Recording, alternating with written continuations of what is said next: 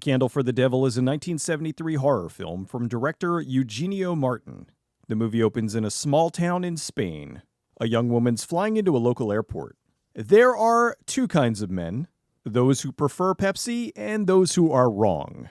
Over at the Two Sisters Hotel. Ha! That high school Spanish class is finally paying off. The sisters, Marta and Veronica, are cutting up meat. The older sister, Marta, doesn't like hussies. If the whole convent could have known it was suddenly going to be filled every day with half-naked tourists, the walls would have fallen down. The two hear a noise from outside and go to check it out.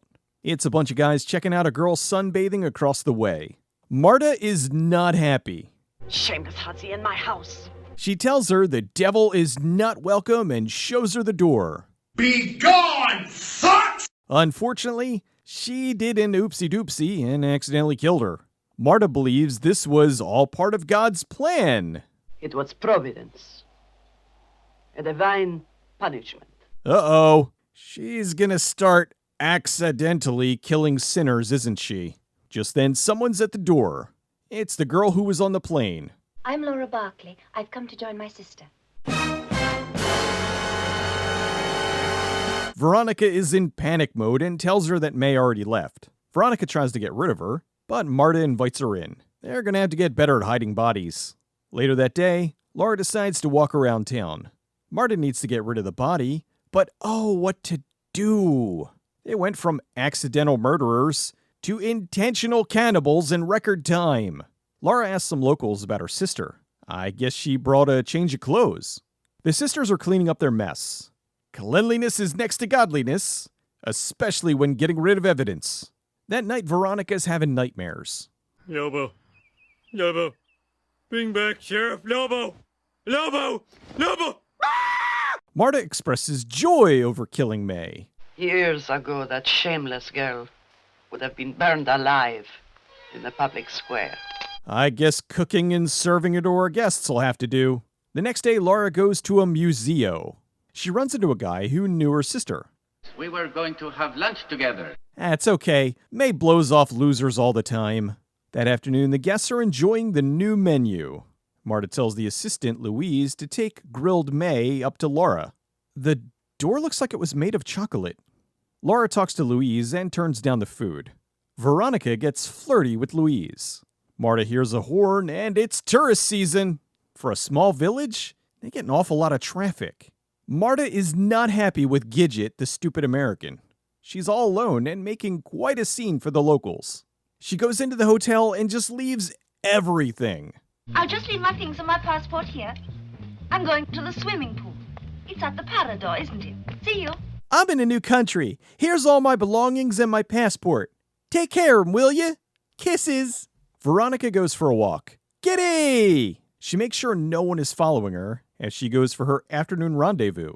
Turns out she's having a secret affair with Louise. Take my word for it, she literally kisses his ass. She strips down to her best granny underwear. And several minutes of awkward humping.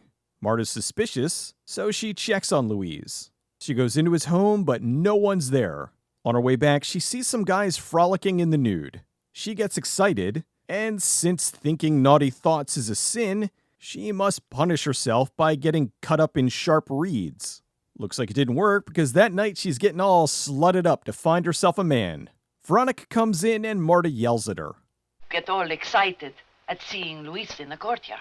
20 years younger than you. And this guy is 20 years younger? The next day, Helen goes out and causes pure chaos. Damn, lady, you got body karate! Laura continues to show concern for her missing sister. Marta daydreams about killing hussies. Laura goes out and has lunch with Eduardo. Marta goes into Helen's room and finds all kinds of scandalous things. Underpants. Eyelashes. Photographs. That night, Eduardo is walking with Helen. She's a little tipsy. They get to the hotel and he leaves. Since Eduardo left, Helen comes on to, Marta. Marta will have nothing to do with this. Veronica comes in with the death blow. I was trying to sleep. Well, looks like meat's back on the menu. The next day, more tourists. This time, it's Norma and her baby. I want my baby back, baby back, baby back, baby back, baby back, baby back, baby back. Laura checks on Helen, and the sisters tell her that she already left the hotel. Laura's suspicious, so she checks out. Laura runs into Eduardo. He tells her about Helen. The sisters hear that Norma isn't married. His father will be very pleased to receive such nice postcards.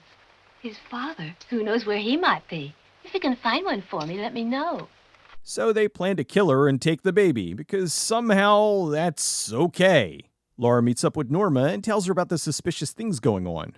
She asks her to let her know if she decides to leave. That way, if she disappears, she'll know that something's wrong. So Norma just left the baby alone in a room? Maybe the sisters are partially right about this one. Norma returns, and oh, now you're worried about the baby. Marta tells her she wants her to leave, and they're keeping the baby. They fight, and Norma gets killed. Oh boy, nothing like childhood trauma. This kid's gonna be a mess. They search her belongings to find out she was indeed married. Looks like they just had a fight, and she was just taking some time away to cool off. Oops! Marta, of course, deems it okay so that she can have a clean conscience. The next day, more tourists. Hippie tourists. Laura calls Norma, but Marta tells her that she's no longer there. Laura goes to see Eduardo. She tells him Norma is now missing. She sneaks into the hotel to find proof that evil is afoot. She goes into the basement and searches these, wine jugs? She stirs them around and doesn't find anything. Someone's coming, so she hides. Marta chases her out in the middle of the afternoon. I mean, clearly the middle of the night. She doesn't see anything, so she goes back to the basement. Veronica is losing it, so Marta gives her the old pimp hand. Later that day, Veronica goes to see Louise. She gives him some money and tries the Harry and the Hendersons approach to get him to go away. I don't want to see you again. Leave the village. Go away. At the hotel, "Oh, excuse me, waiter, but there's an eyeball in my soup." "Shh! Don't say it so loud, or else everyone will want one." Laura returns with Eduardo. The customer takes what they found to the doctor, so he can figure out what it is. Eduardo searches the hotel. He looks in the wine jug and finds Norma. He's so disgusted he doesn't notice that Marta snuck up on him. The doctor and the police figure out that the eye is indeed from a human. With Eduardo dead, the sisters are going after Laura. She tries to get away before they kill her. Meanwhile, the whole town is coming to get the crazy sisters.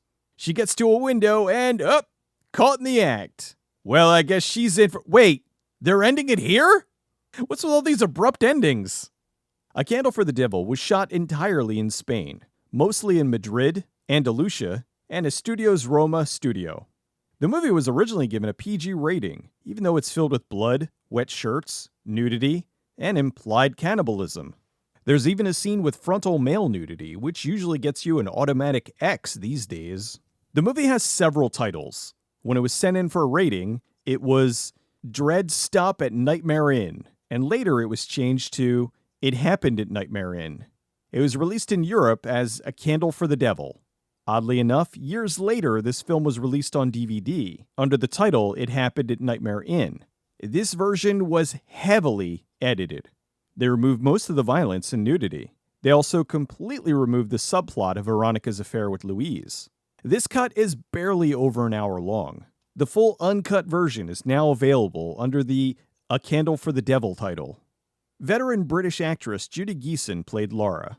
She starred in movies like Goodbye Gemini, To Sir with Love, and the wacky sci-fi horror film Inseminoid. The rest of the cast is filled with Spanish actors and actresses. This was director Eugene Martin's second horror film. His first was Horror Express, with Christopher Lee and Peter Cushing. The director was better known for action films. His last film was a comedy, La Salle de la Vida, in 1996, which he also wrote. A Candle for the Devil is an enjoyable horror thriller. It shows a very dark side of religious fanaticism, where someone will justify any wrongdoing, even murder, if it happens to a perceived sinner. Not saying that all religious people are evil, just pointing out that it's a reliable trope that's been used fairly often over the years. I've seen the movie mentioned as being an allegory of the Spanish Francoist regime, but that was way before my time, so I'm not entirely sure. The sisters work quite well, with Veronica being the good cop and Marta being the bad cop. Although she's still controlled by her older sister's evil deeds. She's just trying to do it long enough until she can escape with Louise. A Candle for the Devil is a bloody good time. I would have liked it if the cannibalism was shown more, but I think they were trying to save that for more of a reveal towards the end. I'm curious as to if they planned to end this movie where they did, or they weren't sure where else to go, and decided to just end it.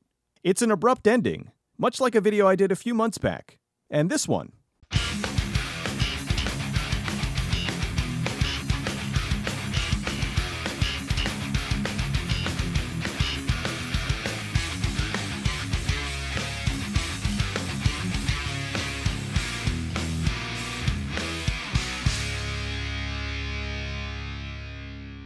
Shameless hussy in my house.